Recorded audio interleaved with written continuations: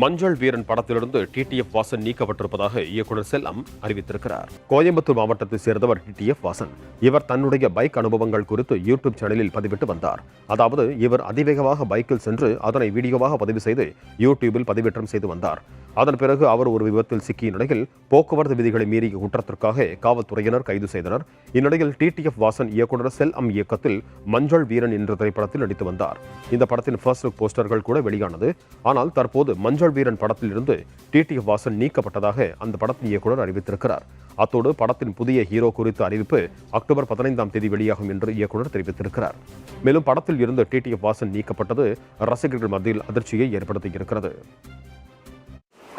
தம்பி டிடிஎஃப் வாசன் இந்த படத்தில் கதாநாயகன் நடிக்கிறான்றது எல்லாருக்கும் தெரியும். படம் பூஜை போட்டாச்சு.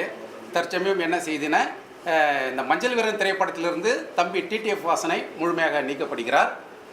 அவருக்கு பதிலாக வேறு ஒருவர் கதாநாயகன் நடிக்க உள்ளார்.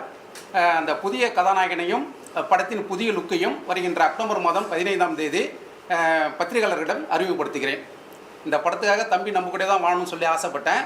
தம்பிக்கு பல வேலைகள் இருக்கிறதுனால அவருடைய வேலைகளையும் பார்த்துட்டு இந்த சினிமாவையும் பார்க்கணுனால ஒத்து வரல சார்.